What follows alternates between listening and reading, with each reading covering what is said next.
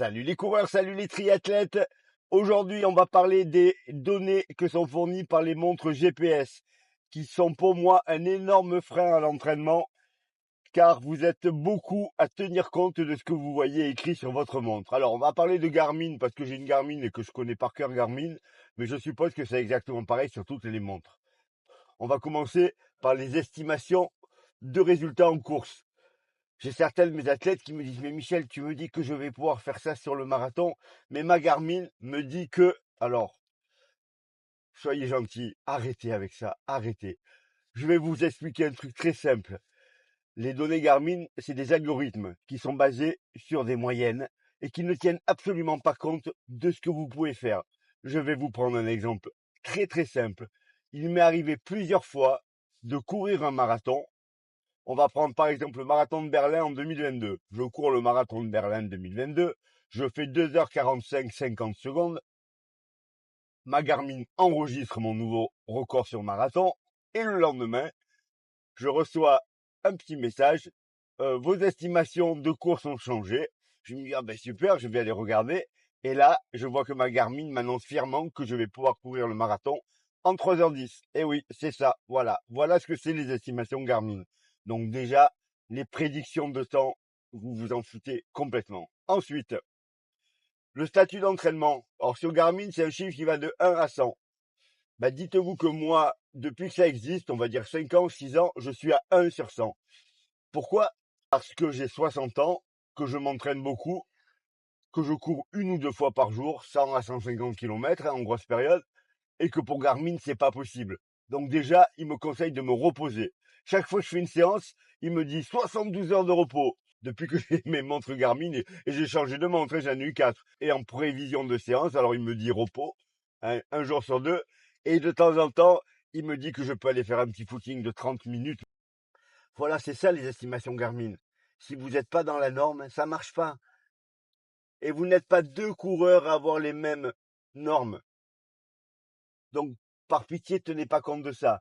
La fréquence cardiaque. Alors, on va revenir une dernière fois là-dessus, même si certains me disent, oh, mais chez moi, ça marche très bien. La fréquence cardiaque de poignet, ça ne marche pas. Si vous voyez tous les athlètes de haut niveau, dans toutes les disciplines qui ont des ceintures cardiaques, les cyclistes, les coureurs, les gens qui font du biathlon, les gens qui font de l'aviron, c'est que si vous voulez des données cardiaques fiables, vous devez mettre une ceinture cardiaque. Sinon, c'est pas la peine.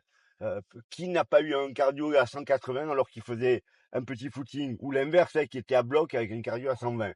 Donc, vous oubliez ça.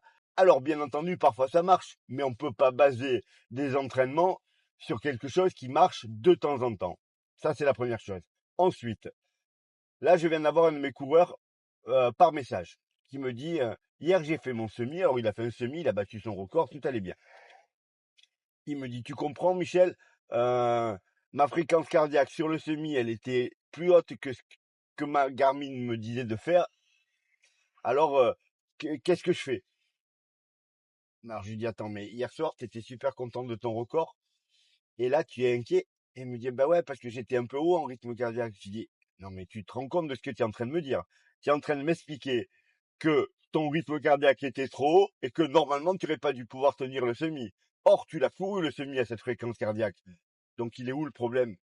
Et là, j'ai compris qu'il commençait à comprendre qu'il y avait un souci dans sa façon de réfléchir. Si vous avez pu courir le semi à une certaine fréquence cardiaque, c'est que vous pouvez courir le semi à cette fréquence cardiaque-là. Donc la prévision Garmin, les estimations Garmin, on s'en fout. Aucune possibilité que Garmin soit calé sur vos fréquences cardiaques à vous.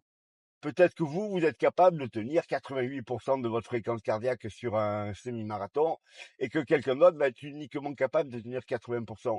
Garmin n'en sait rien du tout. Donc, si vous avez pu courir le semi avec une certaine fréquence cardiaque, vous pouvez considérer que vous êtes capable de courir le semi avec cette fréquence cardiaque-là. Ensuite, quand vous faites ça, vous vous basez sur quoi? Vous prenez la plupart du temps, alors certains utilisent la formule de Carcoven, mais la plupart du temps, vous prenez votre fréquence cardiaque maximale, vous calculez un pourcentage que vous avez trouvé dans la presse ou sur un magazine, et vous vous dites, voilà, c'est ma fréquence cardiaque de semi-marathon. Ok, pas de problème. Les données de pourcentage, ben, c'est pareil, c'est basé sur des moyennes. Mais admettons que vous soyez dans la moyenne et qu'effectivement, pour vous, ça marche. Ça peut arriver, hein. Vous la connaissez d'où votre fréquence cardiaque maximale? Ah, vous l'avez vu sur votre montre? Ok. Donc déjà, la, la donnée de base, celle qui vous sert de référence, elle n'est pas fiable. Parce que vous n'avez pas fait un test de fréquence cardiaque maximale. Il faudrait faire ça en labo, sur un test d'effort, et le faire plusieurs fois pour être sûr. Parce qu'elle peut varier. Si vous avez fait le test un jour où vous étiez fatigué, la fréquence cardiaque, elle sera jamais montée au maximum. Donc si vous voulez vraiment des données précises, allez faire des tests en laboratoire. Je vais reprendre mon exemple. Quand je suis en pleine forme et que je cours un marathon au maximum de mes possibilités, ma fréquence cardiaque, elle commence à 157, 158 et elle finit à 165 avec la dérive cardiaque. Ça, c'est normal. Le dernier marathon de Berlin, j'ai couru donc en 2h48. Comme j'avais mal au tendon, j'étais pas à bloc. Résultat, je suis resté à 158, 159 sur la durée totale du marathon. J'ai pas eu de dérive cardiaque puisque j'avais cette petite marge. 2 ans avant, j'ai fait le marathon de Milan en méforme complète, en surpoids et malade. Je devais accompagner un de mes coureurs pour faire moins de 3 heures. Finalement, on est parti. Lui, il a eu malheureusement des problèmes, il a abandonné. Et moi, je me suis dit, tant que je suis là, je vais le courir jusqu'au bout. J'ai fait une perf très moyenne, 2h58, mais vu mon état, c'était presque miraculeux. Sauf que ma fréquence cardiaque ce jour-là, la moyenne, c'était 176. J'avais été capable de courir les 3 heures à 176 pulses. Ça, c'est une vraie donnée, avec la ceinture pour avoir quand même une idée. Donc, moi, je sais sur le fond que je suis capable de tenir 3 heures avec une fréquence cardiaque beaucoup plus haute que ce que je fais sur marathon. Ça, c'est une vraie donnée et qui me concerne, qui n'est pas basée sur des moyennes et qui n'est pas basée sur des estimations. Sur les montres, vous avez aussi la variabilité de fréquence cardiaque que j'aime bien utiliser pour voir mon état de fatigue. Mais là, pareil, je n'ai aucune idée de savoir si le chiffre il est bon. La seule chose que je prends en compte, moi, c'est l'évolution. Et surtout, j'essaie de mettre ça en parallèle avec mes sensations. Si je me sens fatigué et que je vois que ma VFC a baissé, je considère que ça va, que c'est normal et que les données sont bonnes. Si par contre je me sens en pleine forme et que ma VFC est basse, je m'en fous. Et il faut faire attention à ça. Vous savez, il y a plein de coureurs qui ont plombé leur course à cause de ça. Vous regardez votre montre, elle vous dit que vous êtes fatigué, eh ben mine de rien, vous vous sentez un peu plus fatigué. Ça, c'est important. Donc, de base, que vous y croyez ou pas, avant vos courses, vous ne regardez aucune donnée. Aucune donnée. Parce que sinon, vous allez en tenir compte pour votre course. Ah ouais, mais ma Garmin, elle me dit que je suis fatigué. Oh là là, je vais pas pouvoir bien courir. Ou l'inverse, hein. Ouah, la Garmin me dit que je suis dans un pic de forme exceptionnel. Alors aujourd'hui, je vais aller plus vite. Non, non.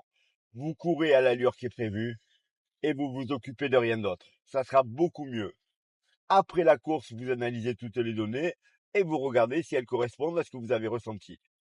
Selon les marques, vous avez plein de prévisions, de données différentes. Donc, on va pas rentrer dans les détails de toutes, et puis je les connais pas. Mais l'idée, c'est de vous dire, surtout, vous ne tenez pas compte de ça. Vous ne modifiez pas vos plannings de course à cause de données de montre. Si vous voulez des données cardiaques, vous mettez une ceinture cardiaque et vous faites des tests pour connaître votre fréquence cardiaque maximale et minimale, etc., etc. Sinon, vous pouvez jeter un coup d'œil, vous dire, ah ben tiens, ça a évolué positivement d'après ma Garmin, bah écoute, c'est plutôt bon signe. Et si par contre ça va dans l'autre sens, vous nous en occupez pas. Si vous vous sentez en pleine forme et que votre Garmin vous dit que vous êtes fatigué, mais vous êtes en pleine forme quand même.